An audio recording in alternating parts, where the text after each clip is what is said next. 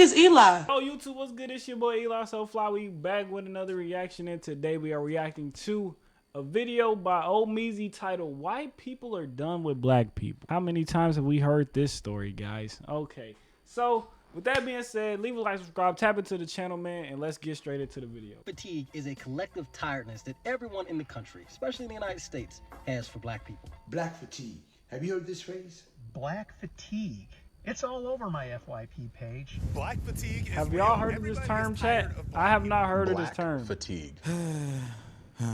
The month of May seems to mark a lot of celebrations in people's lives. It's the start of the summer, the end of the school year, and that means people are graduating from their high schools and their colleges. A joyous time, a time to celebrate, and a time to just let loose because all your accomplishments and hard work finally amount to something in a diploma or a degree. So when this video started circulating around the internet, you would think that people would have nothing but joy for the people, the young students in the video. But then as I actually tapped into the video and saw the conversation surrounding it, it sparked this nasty conversation about this new racist phrase, black fatigue.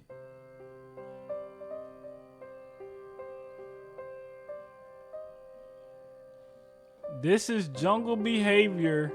They act exactly like their tribal ancestors. This is not a socially developed people. These are savages. And whites want segregation. And we don't belong around each other. Black fatigue maxing. I'm not gonna lie. This sounds like a dude who don't touch grass. I'm not gonna lie. This sound like a dude who don't touch grass. He probably live in his mom's basement. You know what I'm saying? Just all of the above. Like whatever you can picture in your head, he probably fits that. That's the, you know what I'm saying? He probably fit that archetype. This definitely one of them Xbox Live dudes. He probably be in the Call of Duty lobby saying the M hard R all the time to the loudest of his lungs capacity. You know what I'm saying? Like I don't understand, bro. My people can't be happy that they graduated college, bro. Like, Nick, for one, this is in Louisiana. For one, I've seen this video already. I saw this video the other day. This is in Louisiana. This is literally how they dance down there. It's called jigging. You know what I'm saying? But you wouldn't know that because you're not like us. You ain't got no culture. You know what I'm saying? It's called jigging. Now, they just graduated college. Something that is a hard struggle for most black people to begin with. Getting into college is already a struggle. Actually graduating college, that's a whole different struggle. So for my people to finally get out of college with that degree, that's worth celebrating. That's worth celebrating. Now, best believe, nigga, when I cross that stage, I'm jigging too, nigga. I'm jigging too. I'm jigging too, nigga. I don't care who watching, I'm jigging too. Cause that's what you work for. You work 4+ years on a degree and you cross that stage, bro. What? Now, I'm not gonna lie. The only accurate statement he had is they act exactly like their tribal ancestors. I ain't gonna lie. This does remind me of, like, you know what I'm saying, the ancestral dances, you know what I'm saying, that they used to do in the, this is jungle, you know what I'm behavior. saying? They act like they're tribal. But regardless, bro. Celebrate y'all degree, man. Don't let nobody tell you otherwise. Celebrate your degree. You earned that. These are not a socially developed people. These are savages, and whites want segregation. We don't belong around each other. Black fatigue maxing. Now, obviously, that's a race rage bait. I mean, this is a predominantly black school from what I see. You're already segregated from these people. But it sparked a new term, a new dog whistle, the phrase black fatigue. And I wanted to dive deeper into what that means, why people are talking about it, and why it's the stupidest thing I've ever heard in my life. Black fatigue. This video might make you uncomfortable, but it needs to be made. There's a growing sentiment, most recently, of individuals who are proclaiming they do have black fatigue. And you don't have to be a non-black person to have black fatigue. What does that phrase actually mean? Essentially, black fatigue is a growing weariness of the actions of the quote-unquote black community, but it goes deeper than that because we are in 2025 now, and we are being judged based on the content of our character and not the color of our skin. So basically, the gist of what this is that a collective of people are grouping in overgeneralizations, you know, memes, excerpts of videos, or just anything that black people do that they don't find socially acceptable and categorizing it as black fatigue. What's funny is black fatigue is a general statement. If you have a certain fatigue of a certain type of behavior, you should probably point it out and call that specific behavior. But painting a picture with a broad brush, calling it black fatigue, is just flat out racist, and also encompasses the black people that you are, like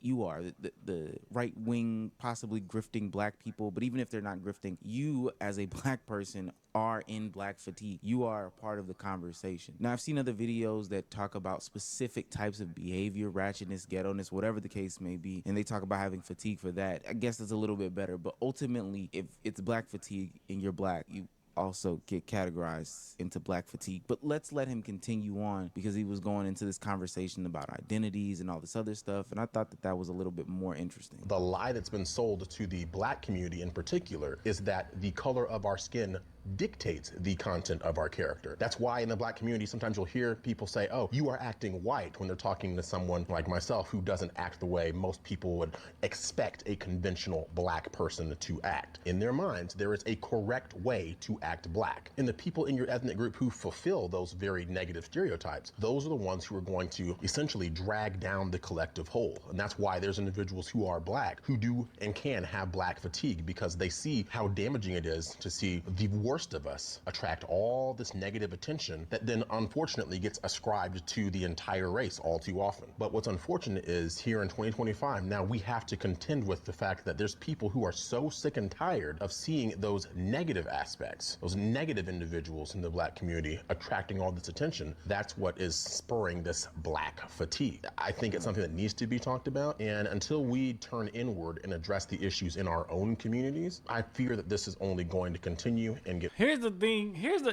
thing. Here's how I think what the real issue is. The real issue is white America can't deal with what they created. Let's talk about it. White America can't deal with what they created. Because if we want to get down to the very root cause of all of this, it's systematic racism. That's the root cause of all of this. That's the root cause of why most black people act the way they act.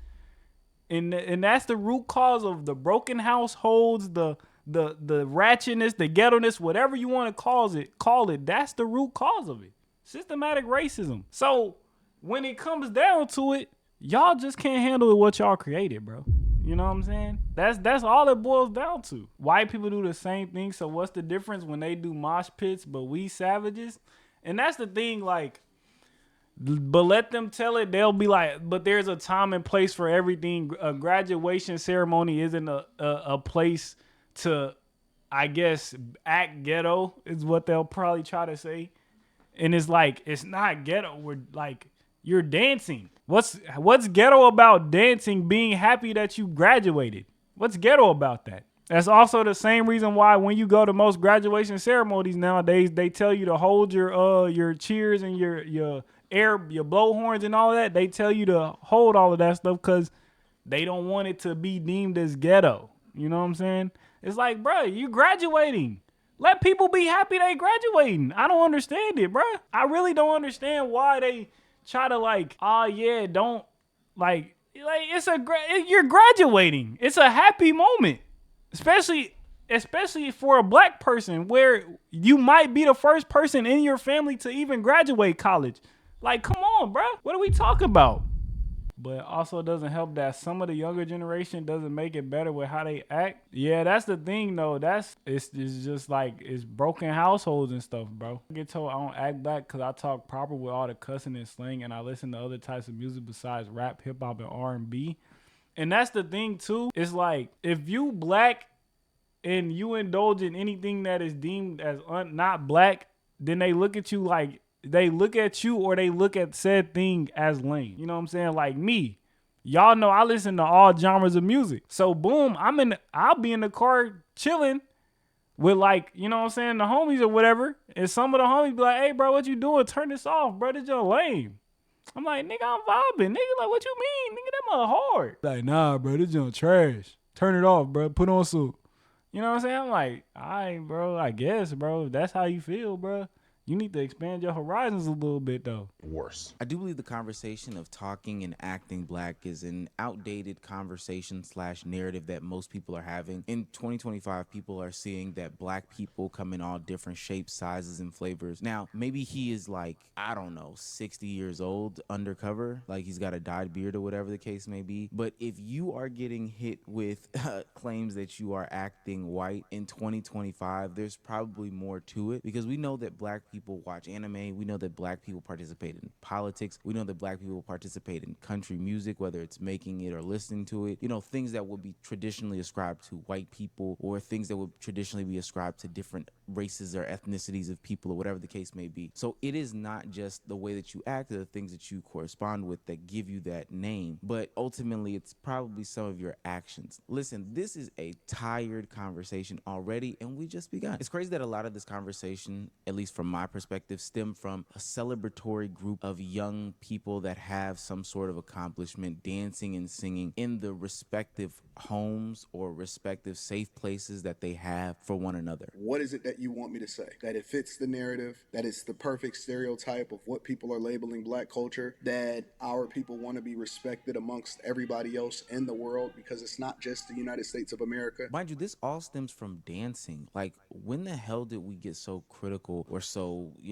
upset about dancing, especially dancing in a non-sexual manner? Like, there's nothing wrong with the way that these people are doing anything in terms of celebrating. They're not, I don't know, destroying street signs or flipping over cars after their favorite sports team won, or they're not punching people or fighting people because they got into an argument that their favorite sports team has won, or doing anything around sports when their favorite sports team wins. People criticizing dancing specifically at a graduation is very weird to me. It's policing, and I think that it's also weird but when we do it, it's an issue, Chad. Y'all see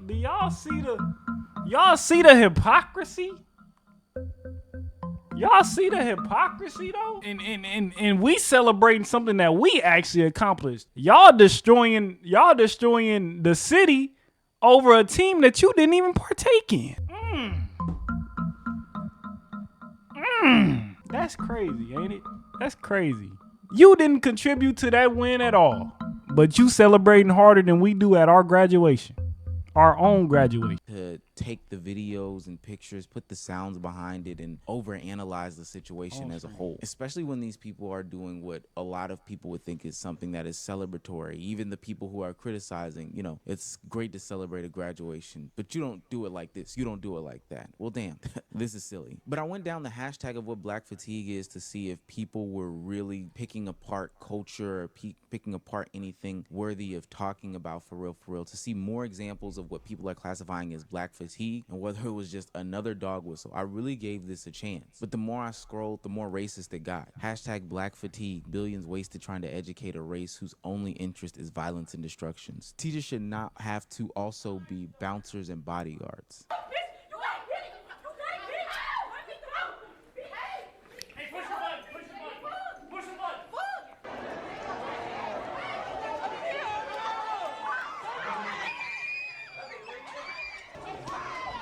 Wrong. The behavior being displayed on camera is 100% wrong. My problem is this overgeneralization of people and making it so that a whole race is being covered under the black fatigue hashtag. It's literally dressed up racism. It's people taking these one-off situations, covering a whole society, and then using it as a reason to spread racist rhetoric or segregationist rhetoric or whatever ideologies they have to spread or use, or whatever the case may be. There are plenty of videos of black people graduating. There are plenty of videos of black people that are, accomplishing goals. There are plenty of videos of black people just doing what people would generally consider positive things. I don't see that under the black fatigue hashtag. As I look under the hashtag, I do see actions that are deplorable and nothing that I would endorse, but that is not the full perspective and picture of black people. And I also see a bunch of people taking the opportunity to spread their racist rhetoric underneath it. Now, do I think that we all play a part in the conversation when it comes to generalizing a collective collective of people. Sure, I think a lot of people have painted pictures about whatever group of black people that you want to name, whether it be MAGA blacks or the black community on YouTube and how we paint them as people who only do deplorable actions, or, you know, just black people as a whole, white people as a whole, Mexican people as a whole. There's groups of people that get painted with certain brushes of light, but that doesn't mean that we all should fit under this nasty hashtag of black fatigue or X, Y, and Z fatigue or whatever. Like, do we hear ourselves? And do we hear the black people in this conversation trying to justify other people getting a racist phrase off? Black fatigue is real. Everybody is tired of black people, but it's two specific types of black people that everyone is tired of. Number one, like, he doesn't even hear how he's sounding. I ain't gonna lie, bro. By the look of bro, by the look of bro, you can tell he probably only go after snow. I ain't gonna lie. I'm just gonna call a spade, bro. He look like he only talked to snow bunnies, bro. I ain't gonna lie. That, you know what I'm saying? That's just my observation. You don't like what you like unless you try it. But some people are just so stuck on certain things, they afraid of changing new things. It's just a bunch of hypocrisy, bro. It's just a bunch of hypocrisy. Everyone is tired of black people, including you. But everyone is tired of two specific groups of black people. So if everyone is tired of black people in the first sentence, because adding that "but everyone is tired," that doesn't make any sense. If everyone is tired of black people, everyone is tired of you as well. So what are you doing that is also getting lumped into this, and how is that not racist? everybody is tired of loud, ghetto, and ratchet, and violent, and mean, and angry all the time. Everybody is tired of them. Nobody wants to deal with them. Even other black people do not want to deal with these people. You know when you see them in public, you know when they're gonna give you attitude at the CVS. Everybody knows it and they want to avoid it. The second group of black people that everybody is tired of is this sort of like fake black bougie intelligentsia who kind of like walks around telling everybody how they're supposed to think or speak or act.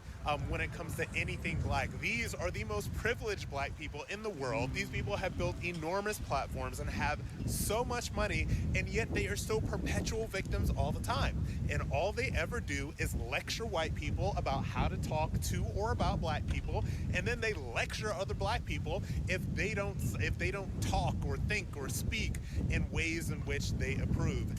Black fatigue is real. Everybody is so tired of both of these groups of black people that they don't know what to do. So yeah, black fatigue is real, and I got it. Now, I think Rob Smith has his own personal agenda here when he's pushing his black fatigue rhetoric or conversation, like especially in this second group of black people that are telling him how to think or what he should do, etc., the intelligentsia, whatever he called it. I've never heard people be called that, but I'm gonna be quite honest with you here. I don't run into these black people quite often. Like, these are places and spaces in which I think that he purposefully puts himself in or is taking from the internet or whatever the case may be, and those are the types of people who then get on his nerves because he has to make content out of it. Like, not saying that I don't deal with people who are loud, not saying I don't deal with people who people will classify as ratchet, not saying I don't deal with people who are black and want you to think a certain way. But when I see those people, I just see people, because I also see other people who do the same thing. I don't know. I just don't classify it as something that is race specific. Now, I do think that there is some credibility to like that second group of people that he's talking about. Black people who are becoming informed or are starting to open their eyes and understanding systemic issues for the first time or discovering their identities as they get older. Trust me, I'm a 28-year-old man. I've gone through, growth and maturity in the deep South. Like, I understand that concept, and those people can be annoying, but I do think that people finding themselves on whatever journey that they take can be annoying as a whole. They think that they're more important than anybody else and everything that they say is gospel because they just learned this new concept or this new phrase or whatever the case may be. But I think that that exists everywhere. Have y'all ever met a teenager who just got excited about this new thing that they learned? And it could be any new thing that they learned. It could literally be that, I don't know, 1,000 pounds of cotton is the same as 1,000 pounds of bricks. They want to let the world know. And it's almost like this new phenomenon, but they're annoying as hell with it. And I don't classify that as any sort of teenage fatigue or whatever type of fatigue. I just think, hey, you're discovering yourself and you're going off the deep end a little bit. Hell, Christians do the same thing quite often when they discover Christianity and they start over-policing everybody's actions. It's annoying, but I understand it's a part of their journey. Now, I will give it to these racist people. They find a new way to come up with a new phrase that honestly, it's got some fastball behind it. Like, the way that they are able to either co-opt existing phrases or create new phrases is amazing. I didn't even realize that black fatigue was a phrase already, and they've co-opted it for their own nefarious needs. Like, that has to be studied. That has to be one of the greatest superpowers of racists as a whole. Their ability to just make some shit up is amazing. Why is racism coming back? More buzzwords to justify it. The newest one is black fatigue. Before that, it was DEI. You understand there's never anything good enough for these racists, right? Let's explain what black fatigue actually is. Black fatigue is actually a book on how racism erodes the mind, body, and spirit and explores systemic racism and its effect on black people. These racists aren't even smart enough to know the definitions of the words they're using, such as DEI. Why are we giving them any attention? And why are they increasing in number? Most people that are racist have zero black friends and never interacted with a black person in their life, but they're somehow racist still. Because they're chronically online. You chronically online people need to get a life. I think one of the points that the last posters made is accurate as hell. You can never please these people. And whoever these people are, I'll let you fill in the blanks. But whether it be, you know, black people criticizing, black people racists criticizing, black people whites criticizing, whoever it is, you can never ultimately satisfy these people. The goalpost always moves. There's a different way to do X, Y, and Z for any and everybody. And then they also claim that everyone is in a monolith, but then have issue when you are your own person. Meanwhile, these people aren't actually living or experiencing these people in the real world. They're just taking online examples of people that they see on a day-to-day basis because they are chronically online and using that as a way to justify them being nasty, racist, or whatever they want to be to people. There's no plan of action. There's really nothing to come out of this, but just a new racist term called black fatigue. Now, I do want to take on some of their talking points, especially those from black people. And it doesn't surprise me that they're pushing the black fatigue rhetoric. Obviously, they want their own clicks and views, and there's a way to get them by pandering to whites and others. But I do want to take some of them on because there is something to speak about when it comes to these experiences with black people, ratchet people, ghetto people, or whatever you want to say. Newsflash, white people don't want to live around ratchet black people, and black people don't want to live around ratchet black people. I mean, it's nothing like going to the Walmart on a Sunday morning and then you see the bonnet crew walk in. Loud, obnoxious, the kids are everywhere, in every aisle, unattended. And that's anywhere you go, no matter what. They're highly emotional, highly sensitive. You can't say nothing. You can't even smile and hold the door for them because they'll look at you like you're crazy. And always the victim of something. Either you stepped on a shoe, you looked at them wrong, you told them good morning. They're never happy, they're never satisfied. And you wonder why normal, good black people move out of the hood as soon as they start getting successful. Now, I'm not a proponent of this, but hey, I sound like a you problem, not an everybody problem. But no, seriously, while I think he was potentially being hyperbolic or telling his own story, I'm not gonna lie, I've not run into the stereotypical situation of stepping on somebody's shoes and having a nigga moment, as the Boondocks would name it. What did you say? What did you say, nigga? Tired as muck. We all have had situations in which people out in public have done things that we may consider embarrassing or obnoxious or loud or rude or whatever the case may be. And we all want to be away from those people. And I do think that there are shifts in culture for black people, especially going on in 2025. There are people who are separating themselves more and more, finding their own lane, finding their own group. Whether you are in the group of people who like to listen to Sexy Red or don't like to listen to Sexy Red. You understand what I'm saying? The thing about this is that this has always existed. This has always been a thing. There are people that have always listened to screamo music and death metal, and then there's always been people who didn't listen to screamo music and death metal. There have always been people who, you know, went to the church and performed their churchly duties, and there are people who stayed on the secular side. There have always been people who have separated from different groups of people based off of who they are and what they identify with. All these problems have existed before, but now we decided to put put a racist moniker on it. Now, I will say this, with as much separation and identities as people have nowadays, I do think that there is a newer problem, and it goes with something that I said earlier, is that people are starting to find themselves more. People are starting to want to find community more, and I think that they exist in bubbles more. But even outside of them existing in bubbles, they are just coming together in groups based off of, what they align with, what their views are. Now, I saw a tweet that really resonated with me because I do think that this is a quote-unquote issue. This tweet said it's group fatigue. Antifa, Karens, boomers, millennials, a negative stereotype sucking up all the oxygen, and you get tired of defending. I think that's part of the issue too. I think that's part of the issue is that nowadays people get into these echo chambers because social media is now meant to just keep you looking at the same thing over and over and over. Like, bro, I can interact with a post about the Dallas Cowboys, and then my feed is going to turn into nothing but Dallas Cowboys posts, bro. And from that, it just keeps you in the echo chamber of seeing the same thing over and over. So, of course, if you interact with something that you like, say for instance, you got a certain viewpoint on something. If you interact with something that agrees with that viewpoint, you're going to continue to see that over and over and over. And that's only going to further cement that viewpoint in your head.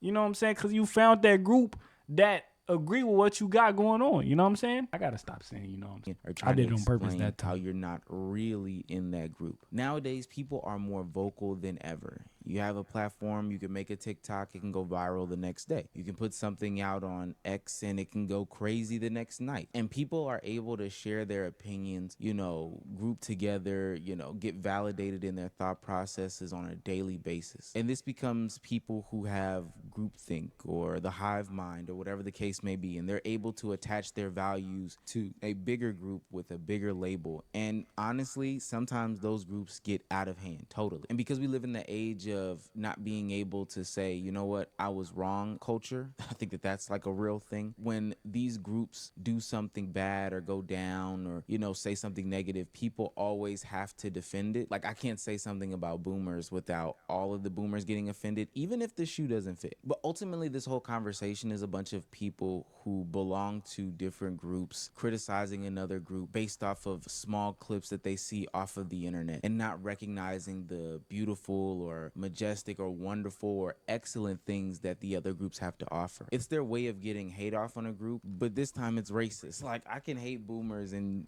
try to be a little funny with it. And I can even hate on millennials, depending on which calendar you look at. I might be a part of that category, but I can hate on millennials and be a little funny with it, but I'm not going to be racist towards them. This is just another way for people to be racist towards black people. I don't know how that's not seen. Are there things about my community, my culture, my race, my group of people that I may not like? For sure. But it's definitely not kids dancing at graduation or women going to Walmart on Sundays wearing a bonnet. Now, I'm gonna make fun of the group, the Walmart shoppers, because why you going to Walmart to buy groceries? I'm kidding.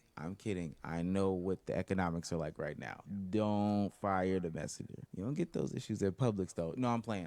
Stop. But on a serious note, though, please don't engage with this racist rhetoric. At Publix, it's stupid. though? I had to make a video about this, even though I did not want to make a video about this stupidity. People are tired of these different groups. Just don't be somebody who is stuck in your hive mind, because 9 times out of 10, you probably belong to a group and you're criticizing a group that you have no real interactions or associations or understanding of. And just because you had a couple of experiences with these people, just because you are a former part of said group, or just because you saw clips on the internet, does not mean that you have an accurate assessment of the group. If you want to separate yourself, separate yourself. I find it to be completely easy to separate myself from people that I don't want to associate with. But don't be weird on the internet and play into these racist rhetoric. Well said by my boy.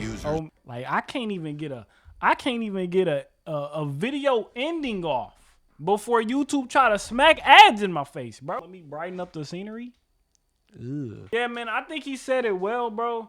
It's a lot of weird behavior going on, bro. People making stuff out of nothing nowadays, bro. Like, let people celebrate their graduation, bro. It's that simple. Let people celebrate their graduation, bro.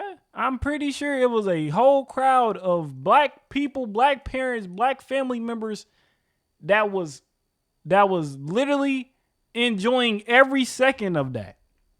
Let us have that moment, bro. Let us have that moment, because I guarantee you That moment is not a regular occurrence in the black family, bro. That's not a regular moment in the black family. It's not. That's why we turn up the way we do when somebody graduate, because it's not a regular occurrence in the family. And with that being said, I'm going to get out of here because my mom is yelling. And I'm going to holler at y'all the next one, man. Sheesh.